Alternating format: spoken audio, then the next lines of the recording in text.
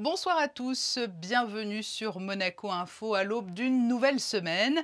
Voici les principaux titres que nous développerons dans ce journal. Le télétravail n'est plus obligatoire à compter d'aujourd'hui. Nous serons avec le directeur du travail, Pascal Palanca, nous expliquera les nouvelles dispositions mises en œuvre pour le travail à distance et nous verrons ce que la formule a apporté aux employeurs mais aussi aux salariés et comment faciliter ce retour au bureau après de longs mois à la maison. Sophie Brezzo-Phillips, directrice de BG Conseil Ressources Humaines Monaco, nous prodiguera de précieux conseils. Comme chaque lundi, nous ferons un point complet sur les résultats sportifs du week-end, avec notamment des titres de champion de France encore pour des licenciés monégasques, avec Lisa Pou en natation et la belle petite troupe du Femina Sport. Du basket et la victoire de Monaco face à Boulazac, alors que la fin du championnat de Jeep Elite se fait toujours sur fond de polémique. Les joueurs sont soumis à un rythme effréné et certains redoutent l'ultime Final Four. Avec les prémices d'un retour à la normale après de longs mois de crise, le producteur de spectacle Salim Zegdar annonce le retour des Sérénissimes de l'humour au mois de novembre. Les éditions 2020 et 2021 avaient été annulées et il nous révélera également que ces Sérénissimes s'exportent à la montagne cet été. Le dernier concert de la saison de l'Orchestre Philharmonique de Monte-Carlo a été donné ce week-end à l'Auditorium Régnier 3. L'occasion pour les musiciens de rendre hommage à Jean-René Palacio, le directeur artistique de la Société des Bains de Mer qui nous a quittés il y a 3 semaines. C'est l'heure du retour donc au bureau pour les salariés qui travaillaient jusqu'à présent à leur domicile, et ce, en raison de la crise de la Covid-19. Ce lundi 14 juin marque la fin du télétravail obligatoire à Monaco. Quelles sont les nouvelles dispositions? Qu'est-ce que cela implique? Le directeur du travail est notre invité. Bonsoir Pascal Palanca. Bonsoir Patricia.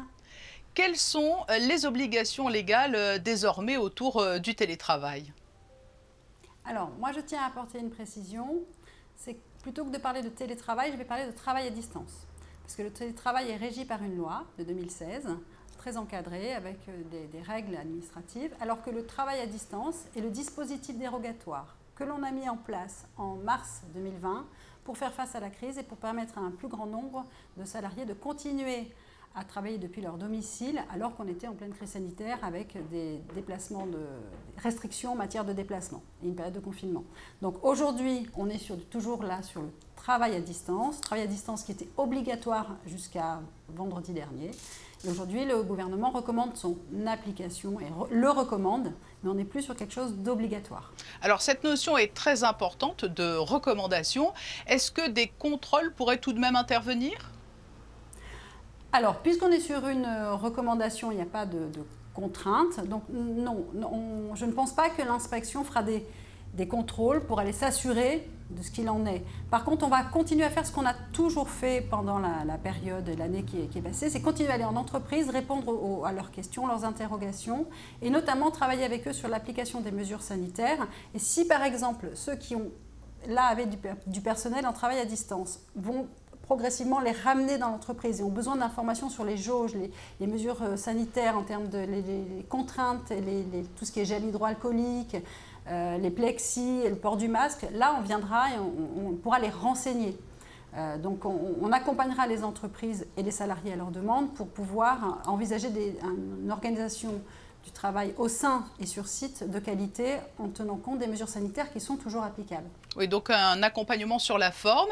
Est-ce que le travail à distance, c'est une formule qui a été largement plébiscitée côté patronat et côté salarié, ou peut-être les deux? Oui, tout à fait. Le travail à distance a été quelque chose de vraiment nécessaire, puisque on a demandé lors de sa mise en œuvre à ce que les entreprises nous communiquent le nom et les postes des salariés qui allaient basculer en travail à distance pour garder quand même une information. Et on s'est rendu compte qu'il y a plus de 10 000 salariés qui ont basculé en travail à distance, alors que sur le télétravail, en mars 2020, on était à environ 1000 personnes qui télétravaillaient. Donc on voit à quel point c'était nécessaire et indispensable dans le contexte particulier d'avoir créé ce régime dérogatoire qui a permis une poursuite de l'activité. Des réflexions sont-elles engagées pour capitaliser sur l'expérience générée par la crise et pour peut-être aller plus loin en matière de travail à distance? Alors, le travail à distance, comme c'est un régime dérogatoire, il a vocation à s'arrêter à moyen terme. Aujourd'hui, il est recommandé, mais on espère qu'on pourra après l'arrêter dès lors que la crise sera terminée. Donc aujourd'hui, ce qu'il faut vraiment, le message qu'on peut passer aux entreprises, c'est de dire si vous avez utilisé le travail à distance alors que vous n'aviez pas du tout envisagé le télétravail, il faut entreprendre dès maintenant les démarches pour pouvoir mettre en œuvre le télétravail au sein de votre entreprise. Et donc contacter la direction du travail, M. Jaffrelot est là pour accompagner, expliquer ce que doit contenir un dispositif cadre, quelle est la réflexion à mener, pour pouvoir, dans quelques mois, nous l'espérons, quand le travail à distance ne sera plus d'actualité parce que plus nécessaire, pouvoir basculer sur le télétravail en tant que tel régi par la loi. Parce qu'on s'est rendu compte que des entreprises qui ne l'avaient pas utilisé, l'ont utilisé, ont utilisé le travail à distance, et des entreprises qui étaient très dubitatives ont vu que ça fonctionnait. Donc oui, il faut maintenant rebasculer progressivement vers le cadre légal. Pascale Palanca, merci pour toutes ces précisions et merci d'avoir répondu à notre invitation. Merci à vous. Au revoir. Et pour aller plus loin dans ce dossier que nous consacrons au retour au bureau après des mois de travail à distance pour certains, nous avons fait appel à une spécialiste des ressources humaines. La directrice de BG Conseil RH Monaco est avec nous. Comment faciliter ce changement d'organisation et le travail à distance? Est-il une formule d'avenir? Réponse avec Sophie Brezzo-Phillips. Bonsoir. Bonsoir Patricia. Le télétravail, opportunité pour l'employeur ou pour le salarié ou pour les deux? D'une manière positive, on pourrait dire que c'est bénéfique effectivement aussi bien pour le salarié que le chef d'entreprise, à partir du moment où on tient compte de deux paramètres. Tout d'abord le bien-être et la motivation du salarié et la performance de l'entreprise. À l'inverse, le télétravail, notamment à 100%, peut devenir effectivement une menace dans la mesure où on peut effectivement développer le travail individuel, puisque c'est un travail, je dirais, silencieux, mais il ne permet pas, je dirais, de développer la performance collective. On a besoin de se voir, on a besoin d'échanger, on a besoin d'avoir des réunions informelles. Donc je pense qu'il faut le doser savamment et à partir de là, à partir du moment où on y donne un sens, oui, effectivement, c'est une opportunité. Mais lorsque l'on a passé, pour certains, plus d'1 an à la maison avec un nouveau confort, de nouvelles habitudes, peut-on vivre sereinement le retour au bureau? Si un chef d'entreprise, lors du retour à l'emploi, dit à ses salariés, écoutez, on va oublier cette période, et on va essayer de repartir comme avant, je pense que cela va poser un énorme problème. Il ne faut pas oublier que le 17 mars 2020, on a demandé à tous nos salariés et tous nos managers de rapatrier leur outil de travail chez eux, au milieu des enfants, dans leur univers intime et familial. Donc ils ont fait l'effort effectivement de le rapatrier, ils ont gagné en autonomie. On a dû leur faire confiance, ils ont été extrêmement agiles.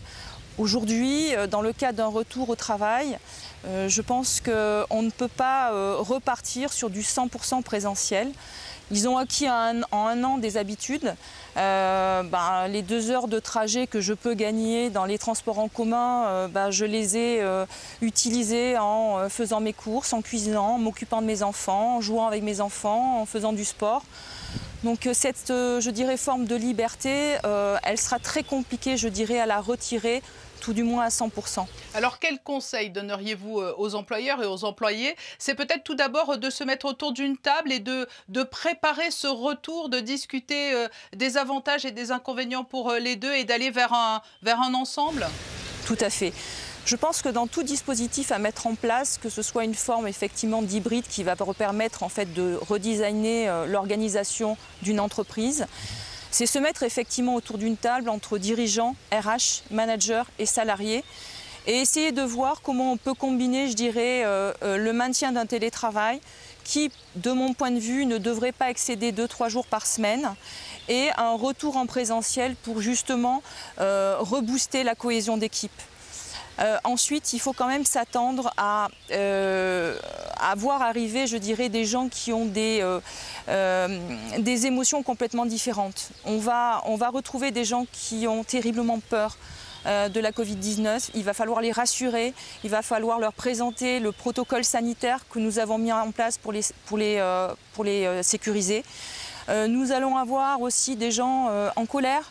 En colère, pourquoi? Parce qu'ils ont vécu une forme d'indépendance à 100% chez eux, tout en travaillant. Et ils ne vont pas comprendre la raison pour laquelle il va falloir quand même revenir 2-3 jours au bureau. Donc il va falloir redonner du sens. Et puis ça sera également bénéfique pour ceux qui sont heureux de retourner au travail, qui ont été complètement isolés, seuls. Il faut savoir qu'un tiers des Français vivent dans moins de 30 mètres carrés. Donc pour certains, ça n'a pas été facile de travailler à 100% dans des univers assez restreints. Plus généralement, Sophie Brezzo-Phillips, on parle aujourd'hui, on parle beaucoup de télétravail, de travail à distance, d'espace de coworking. Avec les nouvelles technologies, on a le sentiment que le travail devient de plus en plus itinérant. Est-ce une bonne chose ? Alors tout d'abord, il faut que le secteur et les métiers soient éligibles à cette itinérance. On ne peut pas devenir nomade comme ça. On ne peut pas imaginer un métier d'accueil devenir itinérant, ce n'est pas possible. Une fois qu'effectivement on a détecté ces métiers éligibles à ce nomadisme, on peut effectivement combiner, je dirais, une organisation hybride entre télétravail, espace de coworking et puis présentiel au bureau. Mais je pense que le maître mot, effectivement, c'est décider ensemble de l'architecture d'une nouvelle organisation. Ne pas oublier qu'on ne peut plus imaginer repartir comme avant et intégrer justement aussi toutes ces nouvelles technologies. Sophie Brezzo-Phillips, merci pour cet éclairage sur le retour au bureau après de longs mois de travail à distance. Merci. Voilà pour ce dossier complet sur la fin du télétravail obligatoire à Monaco. Passons aux résultats sportifs du week-end et plusieurs titres de champion de France encore pour des athlètes de Monaco, dont les 4 groupes de gymnastes du Féminasport. Bonsoir Christine Tomel. Nous vous en parlions la semaine dernière. 4 groupes du Féminasport participaient au championnat de France élite en gymnastique acrobatique les 12 et 13 juin dernier. Un grand retour donc à la compétition pour ces jeunes gymnastes qui ont brillé au Pont de C. 2 titres de champion de France élite pour Solana Moller et Diego Lopez en duo senior et pour Ninon Ginola et Louane Mariette sacrée en duo espoir. Belle performance également pour le trio composé de Alicia Barbero, Mathilde Trossarello et Lila Rose Toulec, sacrée vice-championne de France élite, tout comme le trio espoir monégasque Paloma Verdino, Inès Durand et Chloé Martinez. Et Lisa Pou a récidivé. Et oui Patricia, après avoir décroché son premier titre national sur 10 km, la licenciée de l'AS Monaco Natation a remporté le 25 km des championnats de France. Lisa Pou a réalisé une course parfaite à Gravelines en 5h21 et signe ainsi son 3e titre consécutif sur cette distance. La plateforme vidéo des ballets de Monte-Carlo nous invite à découvrir un nouveau contenu, Chrisinda. Et oui, cette nouvelle plateforme qui vous permet de profiter depuis chez vous des spectacles des ballets de Monte-Carlo et de partager des moments de danse précieux grâce à un dispositif inédit vient d'ajouter de nouveaux contenus, comme par exemple le ballet de Roméo et Juliette à visionner de manière interactive grâce à 4 caméras, ou encore de découvrir les 7 mini-chorégraphies mises en place par Jean-Christophe Maillot pour ses danseurs, ou encore de pouvoir participer à une classe de pilates avec 2 danseurs de la compagnie. Du basket et cette fin de championnat de Jeep Elite éprouvante avec l'enchaînement de nombreux matchs. Alors que la polémique bat son plein autour du titre et de la façon dont il sera attribué, les joueurs notamment étant exténués. La Roca Team s'est imposée, elle, samedi face à Boulazac à domicile, 76-69. Le récit de Fabien Bonilla sur des images d'Horacio Gaggino. D'un côté, Monaco enchaîne les matchs à un rythme de marathonien, on peut même dire à un rythme de dingue. C'est délicat, il faut penser au titre de champion de France, mais également éviter les blessures, d'où les dernières prestations de la Roca Team en dents de scie. De l'autre côté du parquet, Boulazac, cette équipe de Dordogne est déjà reléguée en Pro B, n'a plus rien à jouer à part peut-être pour l'honneur. Que dire de cette rencontre dans un contexte si particulier, bien que ça a été un premier carton à sens unique pour la Roca Team qui met d'entrée la pression à Boulazac dans l'impossibilité de répondre, à moins que ce ne soit un manque de motivation. Dans tous les cas, Monaco mène après les 10 premières minutes 26-14.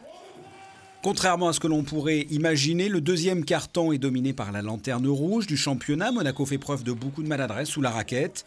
Le score est très serré à la mi-temps, 40-38. 2 petits points d'avance seulement pour Monaco, à cause notamment d'un très grand Benjamin Sène du côté de Boulazac. Il inscrira 23 points à lui tout seul dans ce match. La deuxième partie de la rencontre se jouera réellement dans les 3 dernières minutes où Boulazac mène de 2 points. Monaco, fatigué par cette dernière partie de championnat, a un élan d'orgueil et donne un coup d'accélérateur avec 5 joueurs solides pour terminer la partie. Gray, Knight, Le Sort, Dibost et O'Brien. Monaco s'impose au final 76-69. À noter la première participation dans les rangs monégasques de Razid Mahalbazic en remplacement de Wilfried Yeguete blessé. Le pivot autrichien a la délicate tâche d'intégrer l'équipe en fin de saison. I must say it's usually really hard, but with these teammates and the coaching staff, it's amazing. In 24 hours, I felt like I'm a whole year here. I could play better. I will try my best, but the team is really supporting me, and I'm very thankful for this experience. It's a Euro Cup winner, so you don't get it every time in your life, a chance to play with these guys and this coaching staff. Rachid Mahalbazic, dont la présence est très appréciée aussi, du 109 pour terminer une saison sans fin et des victoires obligatoires sur les derniers matchs jusqu'à la rencontre face à l'Asvel vendredi soir. La culture n'a jamais été mise en suspens en principauté, mais la crise sanitaire a quand même eu un impact sur les spectacles, à l'image des Sérénissimes de l'humour, dont la dernière édition date de 2019. Eh bien, l'affiche des prochaines Sérénissimes de l'humour vient d'être dévoilée. Changement de mois traditionnel, elles se dérouleront cette fois du 10 au 13 novembre prochain. Qu'en est-il de la programmation? Salim Zegdar lève le voile. Et d'abord, on est très heureux de pouvoir tenir l'édition des Sérénissimes cette année, puisque l'année dernière, vous savez, on a dû la reporter. Cette année, on l'a encore reportée à novembre. Et bien alors, nous avons notre humoriste national Hassan de Monaco qui devait venir l'année dernière. Et malheureusement, on a dû reporter les Sérénissimes. Mais on a pu trouver ensemble une date pour qu'il puisse jouer cette année à cette édition de novembre. Ensuite, nous aurons le Comte de Bouderbala avec son dernier spectacle, ainsi que Elie Semoun avec aussi son dernier spectacle qu'il a pu retravailler pendant ce confinement. Et puis surtout, Patrick Bosso, que j'attendais depuis quelques années, qui revient avec son dernier spectacle, qui est le dernier round. Les Sérénissimes s'exportent également. Et les Sérénissimes s'exportent, merci. Oui, on s'exporte. Nous allons créer les Sérénissimes de l'humour à Valberg au mois de juillet cette année, donc le mois de juillet prochain, du 9 au 10 juillet. Et l'originalité, c'est que c'est la première fois que nous aurons des Sérénissimes en plein air et un spectacle d'humour en plein air, un petit festival en plein air, avec un plateau d'artistes le 9 juillet avec des artistes nouveaux qui sont Denis Maréchal, Yann Guillaume, Sébastien Marx. Et puis le lendemain, nous aurons Selig, et c'est devant le lac des Sénateurs, donc le 9 et 10 juillet. Christinda Thomel nous rejoint. Un rappel, la vaccination est ouverte à compter d'aujourd'hui à partir de l'âge de 12 ans, Christinda. Oui, l'ouverture de la vaccination aux résidents de Monaco âgés de plus de 12 ans est désormais effective. Alors pourquoi vacciner les adolescents afin d'éviter des formes graves de la Covid-19, bien que rares dans cette tranche d'âge, de réduire la transmission du virus pour éviter un rebond épidémique et enfin limiter l'impact de la Covid-19 et des mesures sanitaires sur le développement psychologique de l'adolescent et sur son parcours scolaire. Le rendez-vous doit être pris sur le site covid19.mc selon le processus désormais habituel avec l'autorisation au préalable, bien sûr, du responsable légal. Le Salon du Livre se tiendra ce week-end. Oui, le Salon du Livre de Monaco se déroulera samedi et dimanche prochain sous les voûtes du tunnel Riva. Pour cette 10e édition, les ouvrages de nombreuses personnalités du monde de l'écriture seront présents. Des auteurs tels que Alain Duhamel, Alain Duhaut, Franck Ferrand, Éric Nolot, Marcel Ruffo ou encore Jean-Louis Debré participeront à ce salon en présence du prince souverain. Et à noter que cette année, pour célébrer les 10 années d'existence du Salon du Livre, un timbre commémoratif a été tout spécialement créé par l'artiste monégasque Joël Tchobanian.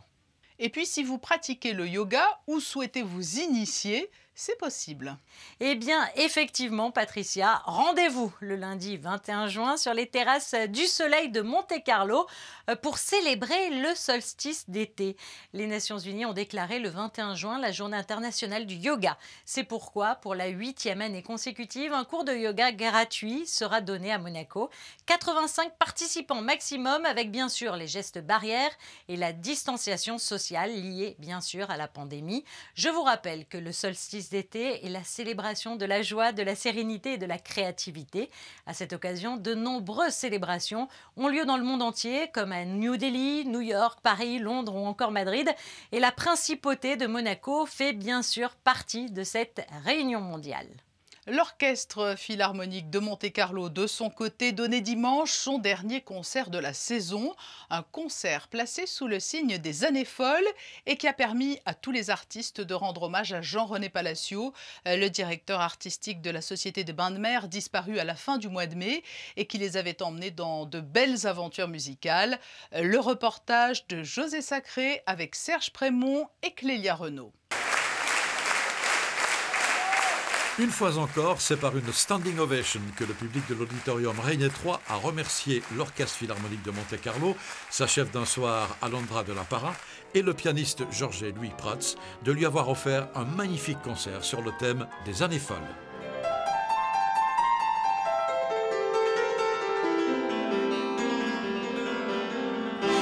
Le thème des années folles, c'était exactement un très très bon thème, puisque c'est le moment où tout a commencé à se fondre les uns dans les autres. Regardez Ravel qui est allé aux États-Unis, qui a fait la découverte du jazz, qu'il a amplement utilisé dans ses œuvres. Ensuite, son rapport avec Gershwin, qui est venu essayer de travailler avec Ravel à Paris. C'est donc Milhaud qui va au Brésil, qui revient avec cette pièce absolument fantastique qui est une sorte de carte postale avec tous les thèmes musicaux qu'il a pu entendre pendant son long voyage au Brésil.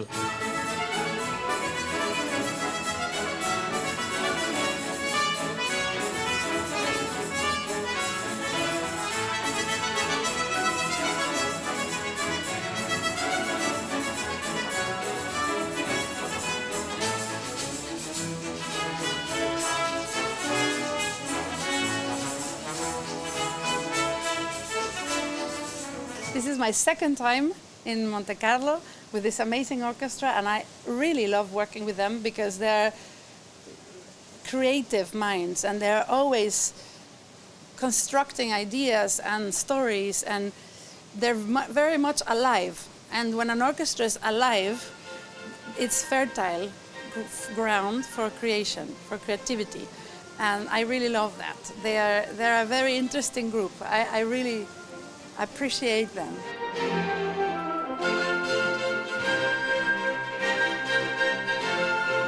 C'était un peu l'idée de terminer dans la joie la saison, qui était commencée dans le sérieux et dans les atermoiements de la crise du Covid, et de se dire bon, on a passé le cap et maintenant on est arrivé à bon port, donc on peut s'amuser un peu.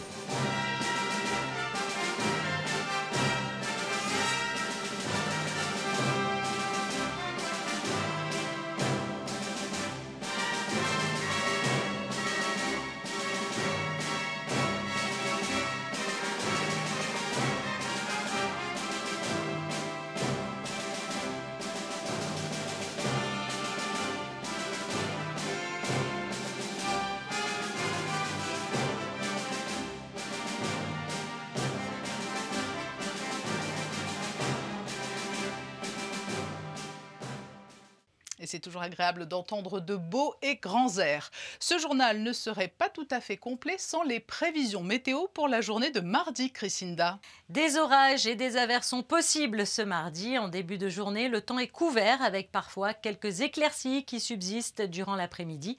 La journée est en partie ensoleillée. Les températures oscilleront entre 21 et 27 degrés. Le soleil se lèvera à 5h46 et se couchera à 21h15. Mardi 15 juin, nous fêterons les Germaines. Il fait plutôt beau, il fait chaud, le temps idéal pour jouer au tennis.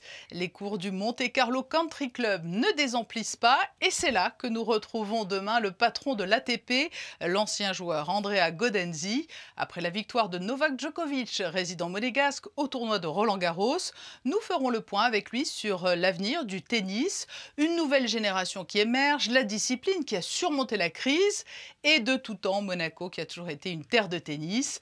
Les photos de fin de journal ont d'ailleurs été prises par Michael Alési au MCCC. À demain donc 19h pour une nouvelle édition sur Monaco Info. Très belle soirée à vous.